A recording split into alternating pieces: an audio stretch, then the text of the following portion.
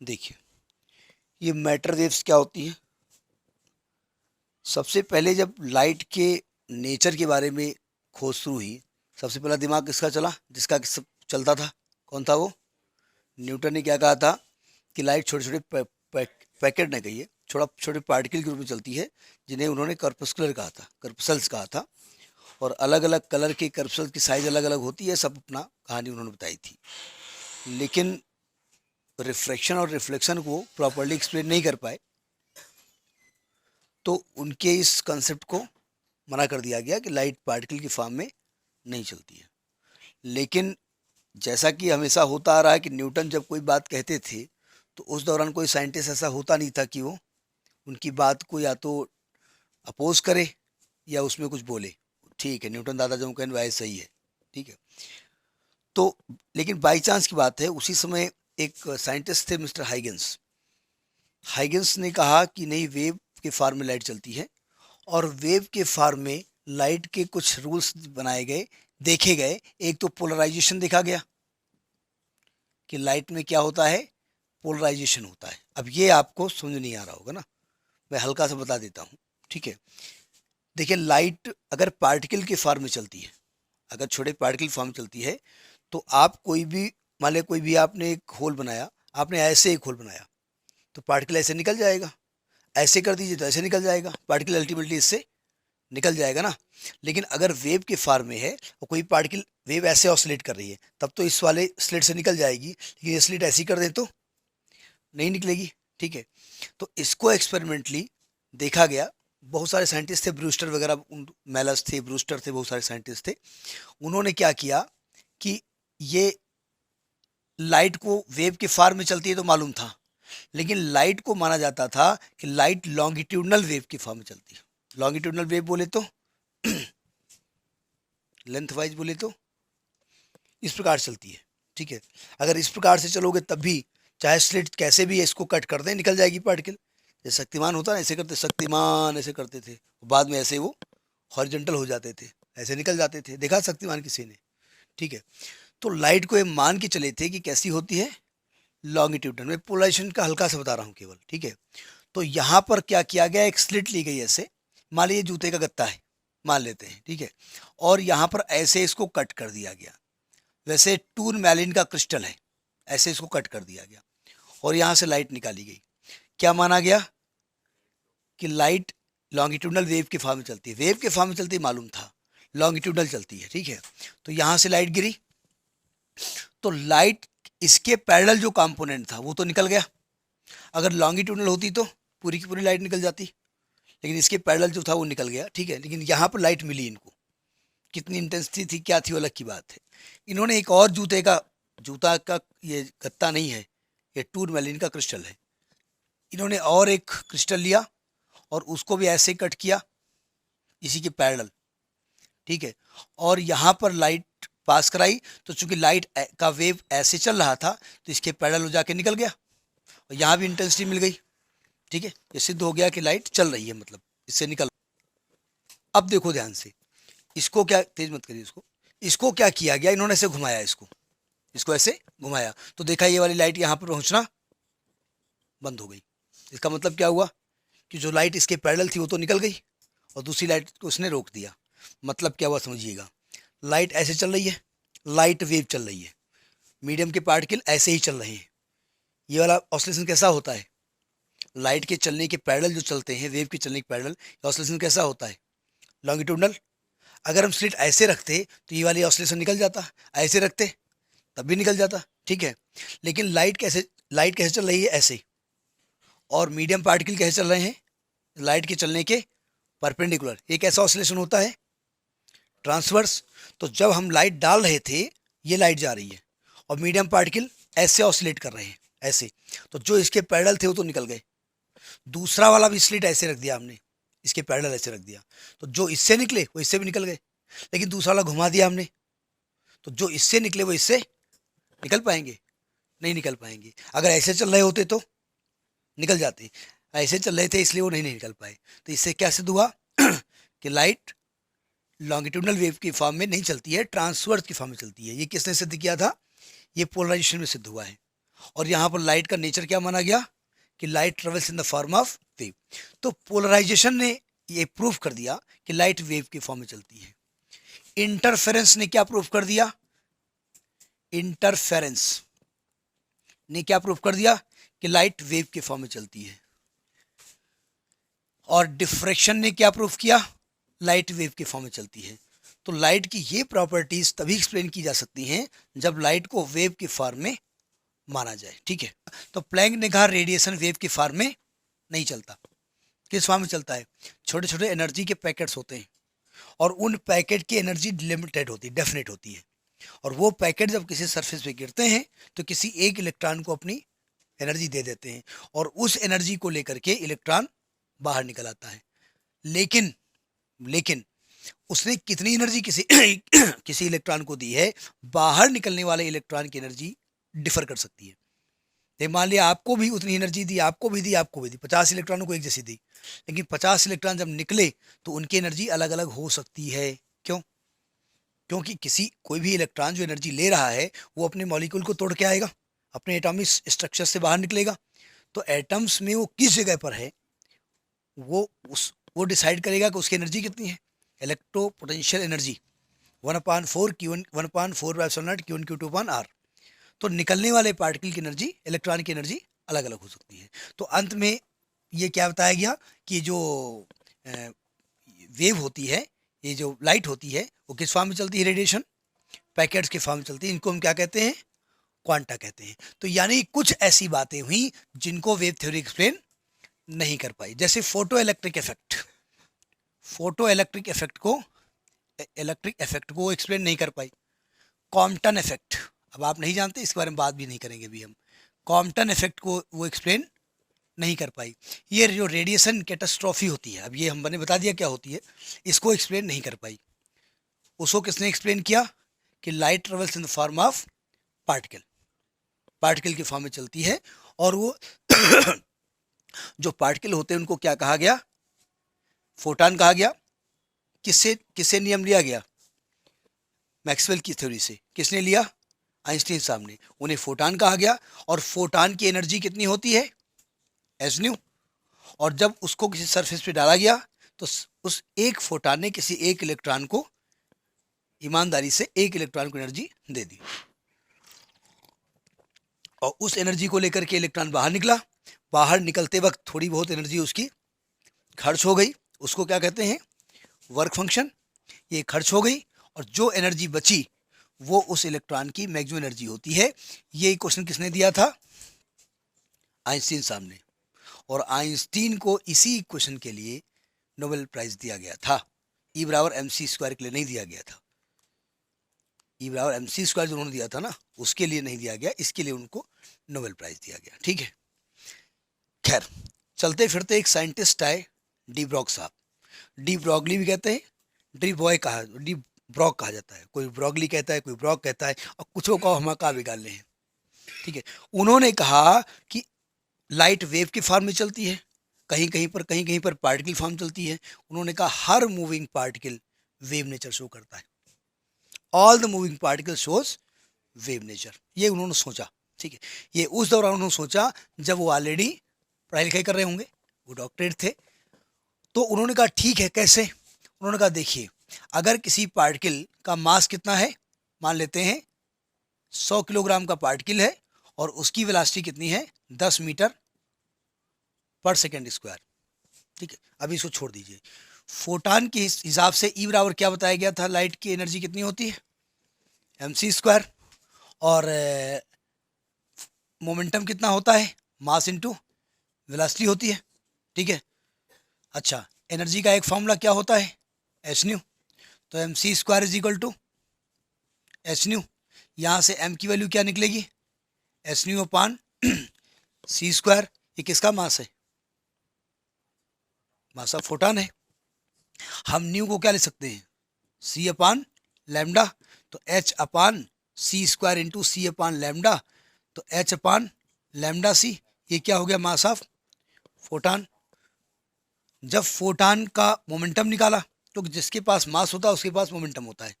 वो जब कहीं गिरता है तो मोमेंटम में चेंज होता है, और जहाँ पर मोमेंटम में चेंज होता है वहाँ फोर्स होता है।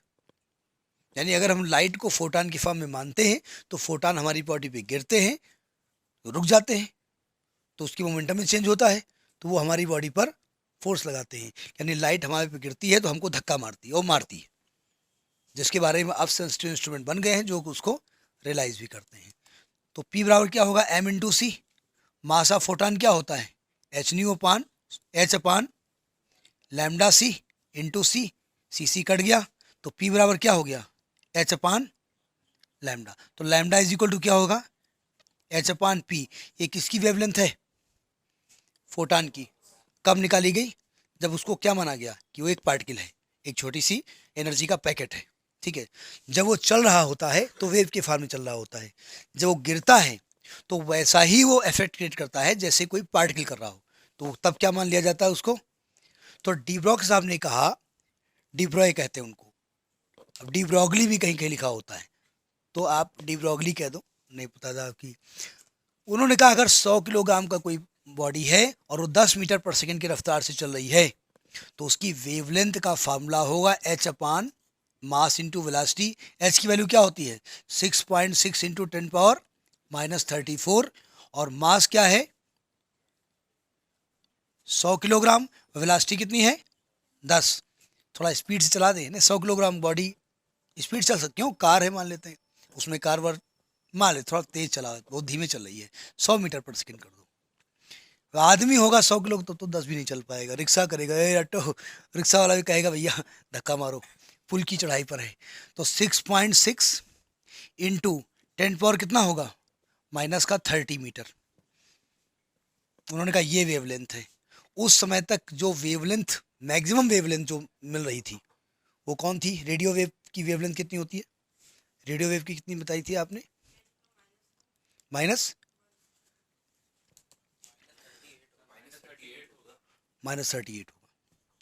इतनी छोटी वेवलेंथ थी कि साइंटिस्ट जो जिनके सामने पेश हुए ना, भाई जब कोई पीएचडी करता है तो क्या करता है, अपनी थीसिस लिखता है ना, तो अपनी थीसिस में उन्होंने लिखा था कि हर पार्टिकल वेव नेचर शो करता है, हर मूविंग पार्टिकल, और जब भैंस भी चल रही हो तो वेव नेचर शो करेगी।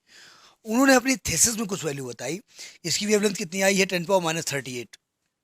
इतनी छोटी वेवलेंथ फिलहाल ज्ञान उसका लोगों को नहीं था। सबसे कम वेवलेंथ आपकी जो छोटी वेवलेंथ किसकी होती है, गामा रेज की। गामा रेज 10⁻⁻14 होती है, कितनी यही होती है ना, और ये -38 ये दिखाई पड़ेगी। वो भी वो दौर जब इनका दौर था, कौन सा सन की बात कर रहे हैं ये, 24 सन की बात कर रहा हूँ, 1924 के बारे में कॉम्पटन साहब ने कहा था, डिब्रॉक साहब ने 1924 के बारे में बात की, 1924 के बारे में बात कर रहे थे। तो ये दिखी तो नहीं, एक मिनट। तो साइंटिस्ट ने इनके नियम को वहाँ पर फेल कर दिया। उस समय के चर्चित मिस्टर आइंस्टीन थे, आप जानते हैं आइंस्टीन एक क्लर्क थे किसी ऑफिस में, ठीक है। उनको बुलाया गया, उनसे कहा गया कि भाई ये इनकी थीसिस है, उन्होंने ये कॉन्सेप्ट बताया सही है। डिब्रॉगली उन्होंने आइंस्टीन साहब ने कहा बात में तो दम है, हो सकता है। तो इनको एक्सेप्ट कर लिया गया कि पार्टिकल फॉर्म में चलती है, लेकिन ये कहा गया ये गड़बड़ है। उन्होंने कहा ठीक है इसको स्टॉप करिए, इलेक्ट्रॉन को उठा लेते हैं, पार्टिकल को थोड़ा छोटा कर दीजिए। अभी तो हम 100 किलो का व्यक्ति चला रहे हैं ना, 100 किलोग्राम की भैंस कितनी किलो होती होगी, ऐसे होती होगी 100 की तो आदमी होते हैं आजकल, तो भैंस ज़्यादा होती होगी, नहीं मतलब आदमी तो 75-80 किलो का होता ही है ना, टन में आती होगी भैंस है। नहीं मरगिल्ली भैंस भी होगी तो उससे हैवी आजकल आदमी है। एक हमारे परिचित थे, उनका नाम था क्विंटल गुरु, उनका नाम ही था क्विंटल गुरु। 100 किलो के थे वो, मोटे बहुत थे, पैर छोटे छोटे थे उनके।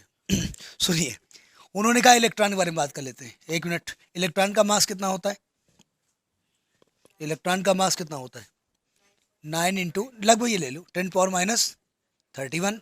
और इलेक्ट्रॉन की वेवलेंथ निकालते हैं एच अपान मास इंटू वेलोसिटी, और इसकी वेलोसिटी करीब 10⁻6 मीटर पर सेकंड की रफ्तार चलता है वो। आपको जब ड्रिफ्ट वेलोसिटी पढ़ाई गई थी तो वहाँ बताया गया था इलेक्ट्रॉन बहुत स्पीड चलता है, ठीक है। तो एच कितना हो गया 6.6 इंटू 10⁻⁻34। मास कितना हो गया 9 इंटू 10⁻⁻31 इंटू 10⁻6, ठीक है। तो 6.6 अपान 9 इंटू 10 कितना आएगा -34 प्लस का 31 और माइनस का 6। तो इसको कैलकुलेट करो, 66 को डिवाइड करो, कितनी बार जाएगा? 963, 963, 3 30, 9 27, तकरीबन ये आएगा। 10 पावर कितना आएगा? माइनस का 10 आएगा ना? नहीं, माइनस 10 क्यों? 11 आएगा। अरे 9 आएगा। बोले ये वेवलेंथ होगी, ठीक है। तो ये उस समय की वेवलेंथ के हिसाब से ये अवेलेबल थी, इसलिए इनके नियम को सही माना गया। लेकिन इनसे कहा गया दिखाओ, ये तो आप कैलकुलेशन करके दिखा रहे हो। तो इनके वेव को दिखाने के लिए डेविसन एंड जर्मर साहब ने एक एक्सपेरिमेंट किया, और उस एक्सपेरिमेंट के तहत उन्होंने प्रूव किया कि डी ब्रॉग वाज राइट। तो उन्होंने कहा ठीक, इस वेव का नाम क्या है? उस समय तक जितनी नोन वेव थी, बोले ये चूंकि मैटर्स हैं, इसलिए इनको क्या कहा गया? Matter wave. Matter wave. समझ में? ये पूरी दारोमदार ये है कि हर मैटर जिसमें मोशन है वो वेव नेचर शो करता है। अगर हम चल रहे हैं तो हम भी वेव नेचर शो कर रहे हैं। वो एक अलग की बात है कि उसकी वेवलेंथ इतनी कम है कि इसको हम मेजर देख नहीं पाएंगे। मेजर तो कर लेंगे, देख नहीं पाएंगे। तो थोड़ी कहानी लिख लीजिएगा। नहीं, ये तो मैथमेटिकली आज की डेट, नहीं ये तो मैथमेटिकली उन्होंने दिया, लेकिन उस समय तो जो वेव्स नोन थी उनकी, नहीं एक्सपेरिमेंट डेविसन जर्मन ने किया था, अभी बताया जाएगा, लेकिन सिलेबस में नहीं है, बता दिया जाएगा कैसे उन्होंने किया, ठीक है। तो लिखिए matter waves, de Broglie's wavelength of matter waves. De Broglie कहते हैं इनको, डी ब्रॉय। आप डी ब्रॉगली लिखो, वही हिंदी वाला, DEBROGLIE, de Broglie wavelength of matter wave. According to de Broglie, देखो जब डी ब्रॉगली पूछी जाएगी तो आप सबसे पहले आप फोटान वो वेव नेचर ऑफ लाइट बताएंगे, फिर फोटान नेचर ऑफ लाइट बताएंगे, फिर आप कहेंगे डी ब्रॉग साहब ने कहा था कि सभी मूविंग पार्टिकल जिसमें मोशन है वो वेव नेचर शो करते हैं, ठीक है। अच्छा, वेव की वेवलेंथ दिखे इसलिए हीरोइन काइट वॉक करती है, वो डी ब्रॉग को शो करना चाहती है। देखा होगा ऐसे ऐसे पैर रखती हैं, ऐसे ऐसे रखती है। ऊपर वाला भगवान कहे हे प्रभु इनको, भगवान अगर हम भगवान होते तो जैसे ही वो ऐसे कर रही होती, ऊपर से हम दे देते तुम ऐसे ही चलो, तो पता लड़खड़ा चल रही है। अगर हम जब मर के आती तो पूछती हे प्रभु आपने हमको ऐसा क्यों किया? बोले आपको ये पसंद था कि हम ऐसे चलें, तो हमने कर दिया, ले चल ऐसे। तो लिखिए according to de Broglie, all the moving particle shows wave nature, all the moving particle shows wave nature.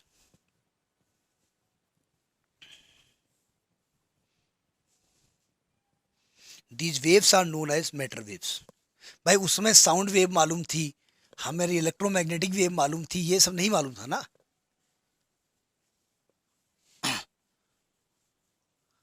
All the moving particles shows wave nature. These waves are known as matter waves. अब इनकी wavelength कैसे निकाली जाए?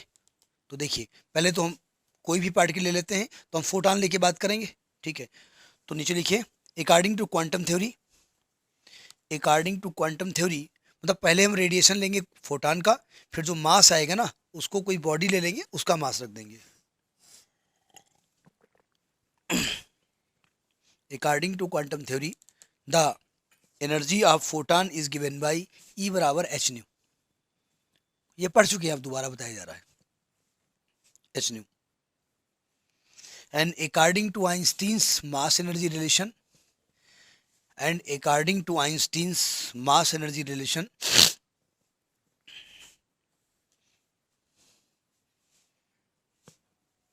E बराबर m c square, the energy is given by E बराबर m c square. दोनों को equate कर दो by question 1 and 2। M c square is equal to h nu, तो एम इज इक्वल टू क्या हो जाएगा? H nu upon c square. ये क्या हो गया? मास ऑफ फोटॉन, ठीक है। एज न्यू बराबर क्या होता है? C upon lambda. So mass of photon हो जाएगा एच अपान सी लैम्डा। तो ये मास ऑफ फोटॉन के दो फार्मूले हो गए। अब जिसके पास मास है उसके पास मोमेंटम होता है, मोमेंटम होने के लिए मास होना ज़रूरी है, ठीक है। तो लिखिए the momentum of the photon, ये नोट कर लिया ना, the momentum of the photon is given by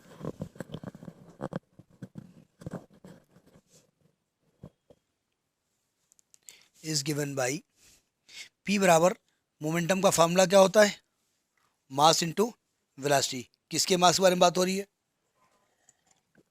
तो उसकी वेलोसिटी क्या हो जाएगी, सी। तो हम m इंटू वी जी एम इंटू सी लिखेंगे, m की वैल्यू उठाएंगे तो p बराबर m बोले तो H nu upon c square into C, सी कैंसिल हो जाएगा तो p बराबर आ जाएगा एच न्यू अपान सी। न्यू को सी अपान लैम्डा कर सकते हैं तो पी एच अपान एच सी अपान लैम्डा सी, सी कट जाएगा तो लैम्डा की वैल्यू क्या होगी, एच अपान पी। ये एक्चुअली में वेवलेंथ किसकी थी, फोटॉन की थी, ठीक है, नोट करिए। इसी क्वेश्चन का इस्तेमाल किया उन्होंने, डी ब्रॉक साहब ने। उन्होंने कहा कि अगर ये कोई पार्टिकल होता, भैंस, वही जो हम बता रहे थे, एम मास किया और वी वेलोसिटी चल रहा होता, वी कितना भी कम हो सकता है, कितना भी ज़्यादा हो सकता है, तो पी को हम क्या लिखेंगे, एम इंटू वी, ठीक है, नोट करिए, यहाँ पूछिए, बोले आगे। तो इफ लिखिए, if the particle of mass m, if the particle of mass m is moving with velocity v, is moving with velocity v, then the de Broglie wavelength, बोला यही जाता है लेकिन हिंदी में भी बुक्स में डी ब्रॉगली लिखा हुआ है, de Broglie wavelength associated with this particle is given by lambda is equal to h upon mv।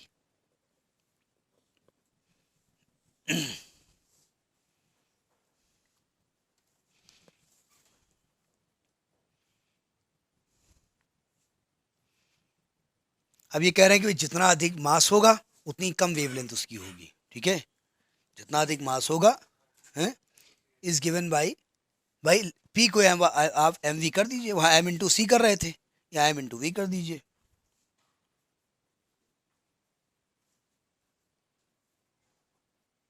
Paragraph change करके लिखिए, यानी ये मास, वेलोसिटी और वेवलेंथ में रिलेशन दिया गया है। एक नोट लिखिए यहाँ पर। अब ये कह रहे हैं अगर पार्टिकल रखा हुआ है तो क्या उसके बाद वेवलेंथ नहीं है। पहला, if v is equal to 0 तो वेवलेंथ कितनी हो जाएगी, इन्फिनिटी। अब ये अजीब है भाई, समझिएगा, आपने पैर उठाया, आप मान लेते हैं कि आपकी एक कदम आपकी वेव की वेवलेंथ है, आपने पैर उठाया, अब नहीं रख रहे हैं आप, तो कहाँ रखेंगे जा करके, इन्फिनिटी में जा रहा होगा, जब रखेंगे तो हम नापेंगे, तो हम लैम्डा क्या मान लेते हैं, इनफाइनाइट होता है।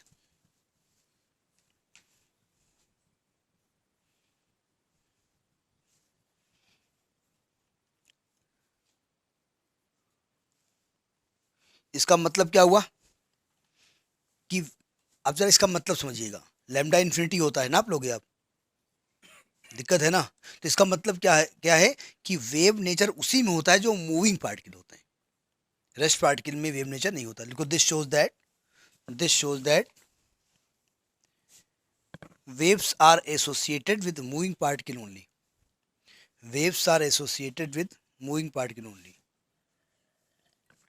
देखो, मैथमेटिकली लैम्डा इन्फिनिटी हो गया, लेकिन लैम्डा इन्फिनिटी हम जानते नहीं ना, तो हमने कहा मूविंग पार्टिकल है तब वेव नेचर शो। भैंसी करें, बैठी हुई भैंस, हम भैंसी हुई बैठ बोलने जा रहे थे, उल्टा बोले थे, बैठी हुई भैंस में वेव नेचर शो नहीं होता है, ठीक है। अच्छा, लोग सोच रहे भैंस का एग्जाम भैंसे का दो ना, तो इनके विरुद्ध लागू होता है। जब आप लोग बैठे हुए हैं तो आपका कोई वेव नेचर शो नहीं हो रहा, अगर आप मूव करने लगेंगे तो वेव नेचर शो होगा, ठीक है।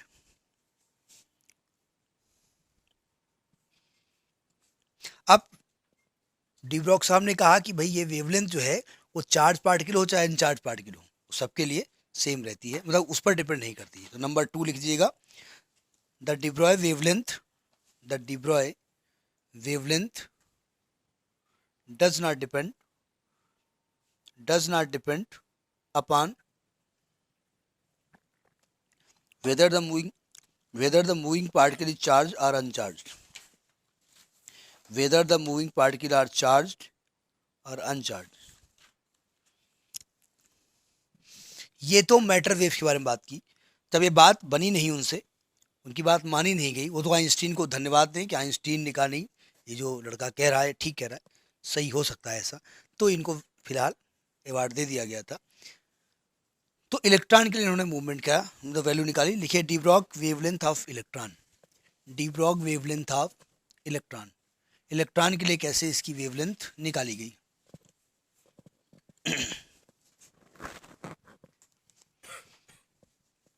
as we know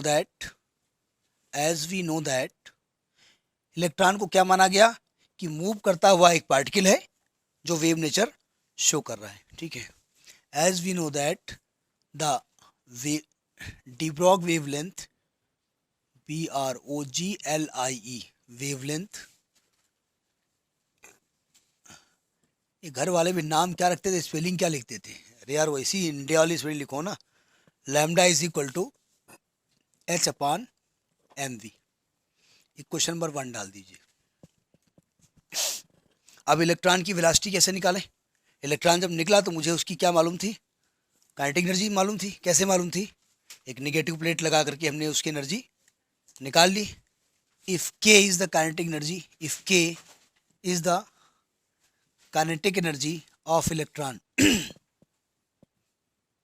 तो के की वैल्यू क्या यहां से निकलेगी, हाफ एम वी स्क्वायर। तो यहाँ से v की वैल्यू क्या निकलेगी, 2k अपॉन m। ये वेलोसिटी हो गई।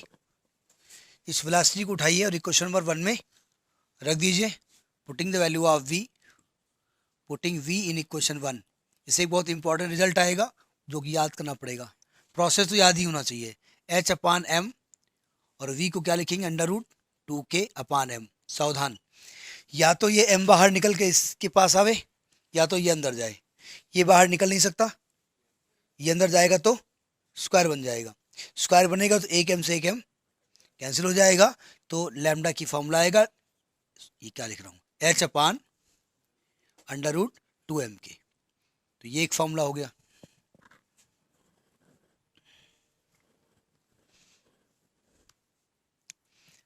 अब देखिए, अब काइनेटिक एनर्जी मेजर कैसे करें। तो अगर हम मान लेते हैं v इज पोटेंशियल डिफरेंस, तो हम जानते हैं अगर v भाई जब इलेक्ट्रॉन निकला होगा तो आपने देखिए यहाँ पर वो स्टॉपिंग की बात ना करिएगा, जब ये इलेक्ट्रॉन निकला होगा तो आपने एक पोटेंशियल डिफरेंस अप्लाई किया होगा ना भाई। देखिए सुनिए सावधान, किसी मेटल से इलेक्ट्रॉन, ये मेटल है मान लिया न्यूट्रल है पहले, तब यहाँ से इलेक्ट्रॉन निकल गया तो इसका नेचर कैसा हो गया, पॉजिटिव हो गया होगा ना भाई। जैसे ही इस मेटल से इलेक्ट्रॉन निकला इसका नेचर कैसा हो गया, पॉजिटिव। तो ये मेटल क्या करेगा, उसको अट्रैक्ट करेगा। तो अगर आपको इसको एक्सेलरेट कराना है तो आपको एक पोटेंशियल डिफरेंस अप्लाई करना पड़ेगा ना। तो अगर v पोटेंशियल डिफरेंस आप अप्लाई करते हैं तो एनर्जी कितनी इलेक्ट्रॉन को देते हैं, ev। तो हम जानते हैं एज k बराबर क्या होता है, e कैपिटल v। v यहाँ पर क्या है, पोटेंशियल डिफरेंस, ये स्टॉपिंग पोटेंशियल नहीं है। आप कहेंगे हो तो कर लो, कोई दिक्कत नहीं भाई। इलेक्ट्रॉन निकला, उसकी एनर्जी नहीं मालूम आपको, आपने कितना पोटेंशियल डिफरेंस दिया नहीं मालूम आपको, तो आप जाकर के सामने एक नेगेटिव प्लेट लगा दो, रोक लो उसको, या हमने कितना पोटेंशियल दिया उससे निकाल लो। तो ये फिलहाल हमने दिया है उसकी बात कर रहे हैं। सो लैम्डा की वैल्यू क्या हो जाएगी, lambda is equal to h upon under root 2m ev। अब देखो h मालूम है आपको, 2 मालूम है आपको, मास ऑफ इलेक्ट्रॉन मालूम है, 1.66 की वैल्यू मालूम है, तो कल v ही तो नोन है, तो सबकी वैल्यू रख दो उठा करके, ये इधर अब कर दें तो सबकी वैल्यू रख देते हैं। तो लैम्डा की जो वैल्यू आएगी 6.6 इंटू, ये एग्जैक्ट वैल्यू नहीं है, ध्यान रखिएगा। ये जो आपका जैसे पाई की वैल्यू 22.7 है ना, अभी निकल ही रही वैल्यू, 300-400 डिजिट तक निकाल चुके हैं, आगे भी निकाल रहे हैं, अभी एग्जैक्ट वैल्यू नहीं मालूम है। वैसे ही एच की वैल्यू भी क्योंकि ग्राफ की मदद से आपने निकाली थी, तो अभी भी ये एग्जैक्ट नहीं, अप्रॉक्सीमेट ली जाती है। यही 10⁻34 अपान गला दिक्कत कर रहा है। मास ऑफ इलेक्ट्रॉन क्या होता है, 9.1 इंटू 10⁻31। चार्ज इलेक्ट्रॉन का क्या होता है, 1.6 इंटू 10⁻19 इंटू वी। जब इसको कैलकुलेट किया गया तो 12,000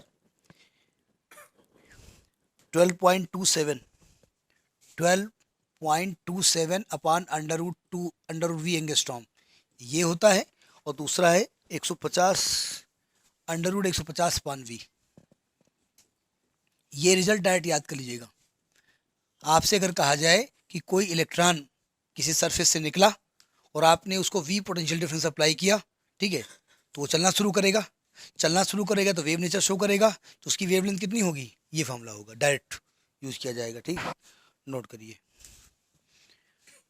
डी ब्रॉग में एक्चुअली में केवल यही है जो कहानी हम बता रहे थे ना, वो जो लैम्डा और एच अपन पी आपने प्रूव किया था फोटॉन के लिए, पी को एम वी रख दीजिए बस, और बाद में इन्होंने वी को जीरो किया तो लैम्डा क्या आ गया। तो ये बता दिया मूविंग पार्टिकल में वेव नेचर शो होता है, सिटिंग या स्टेशनरी पार्टिकल में वेव नेचर नहीं शो होता है। तो ये जो इनका फंडामेंटल था ये मैथमेटिकल है। ये क्या है, मैथमेटिकल है। एक्सेप्टेड इसलिए था कि आइंस्टीन साहब ने अपनी सहमत देती थी कि बात सही कह रहे हैं, लेकिन इसको प्रूफ किया था डेविसन एंड जर्मर साहब ने, दो लोग थे, और बाद में डेविसन एंड जर्मर को भी इसके लिए वो दिया गया था, नोबेल प्राइज़ दिया गया था। ठीक है, इसके बाद जे जे थॉमसन साहब को लड़का भी कुछ था, नाम मुझे नहीं मालूम, वो भी कुछ काम किया। फिलहाल डेविसन एंड जर्मर ने किया था, सिलेबस में है नहीं, बस हल्का सा हवा में बता देते हैं, ज़रा सावधान। डेविसन एंड जर्मर ने कैसे किया इसको एक्सपेरिमेंट, एक मिनट। उन्होंने बहुत सारे इलेक्ट्रॉन लिए। अब बहुत सारे इलेक्ट्रॉन कहाँ से लेंगे, झोलम भर के लाएंगे। उन्होंने क्या किया कि एक मेटल की शीट ली, मेटल की शीट ली ऐसे निकल की, ठीक है, और इसमें बहुत, और एक यहाँ पे ये डायग्राम घटिया टाइप बन रहा है, और एक यहाँ पर एक फिलामेंट लगाया उन्होंने, ठीक है, और यहाँ पर करंट फ्लो कराई, इससे बहुत सारे इलेक्ट्रॉन निकले, और इस इलेक्ट्रॉन को इस मेटल शीट पे गिरवा दिया। तो उन इलेक्ट्रॉनों की ने क्या किया, अपनी एनर्जी को इस मेटल शीट को दे दिया, और मेटल शीट से बहुत सारे इलेक्ट्रॉन मिल गए। कुल मिलाकर के बहुत सारे इलेक्ट्रॉन मिल गए उनको। कैसे इलेक्ट्रॉन थे, जो बहुत हाई स्पीड से चल रहे थे। ठीक है, इसके बाद उन्होंने किया क्या, एक हल्का सा एक पिन होल लिया, डिफ्रैक्शन का एक्सपेरिमेंट कर रहे थे ये, एक हल्का सा पिन होल लिया और सभी इलेक्ट्रॉनों को इससे गुजार दिया। ठीक, और सामने क्या रख दिया, पर्दा रख दिया। फिर पर्दा नहीं रखा था, इस प्रकार से जहाँ जहाँ इलेक्ट्रॉन गिरेंगे वो उसको मेजर कर रहे थे, पर्दा रखा था मान लेते हैं। वो ये मान के चल रहे थे कि मान लिया 500 इलेक्ट्रॉन निकले, तो 500 इलेक्ट्रॉन जब इस पर्दे पे गिरेंगे तो इलेक्ट्रॉन आपस में एक दूसरे को रिपेल करते हैं, इलेक्ट्रॉन एक दूसरे को रिपेल करते हैं, तो इसका मतलब वो समान दूरी पे जाके एडजस्ट हो जाएंगे। ठीक है, तो उनका यह मानना था कि समान दूरी पे 500 इलेक्ट्रॉन इस पर्दे पे जाके डिस्ट्रीब्यूट हो जाएंगे according to nature of electron, लेकिन ऐसा हुआ नहीं।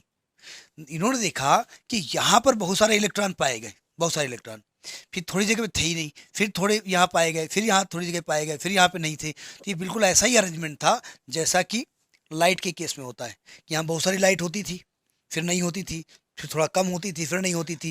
ये किस में होता था, डिफ्रैक्शन में, डिफ्रैक्शन होता था ना। तो वो डिफ्रैक्शन पैटर्न यहाँ दिखाई पड़ा उनको। ये किसका नेचर होता है, वेव का होता है। तो उन्होंने कहा इलेक्ट्रॉन भी वेव नेचर शो कर रहे हैं। इलेक्ट्रॉन क्या है, एक पार्टिकल है जो मूव कर रहे हैं। तो इस तरीके से डिब्रॉक साहब का एक्सपेरिमेंट वेरीफाई हुआ था।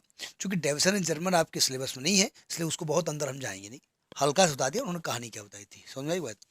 तो ये है इस चैप्टर का एंड। ये घटिया टाइप बताया है केवल आपको समझाने के लिए कि क्या एक्सपेरिमेंट डेविसन जर्मर ने किया था। ठीक है।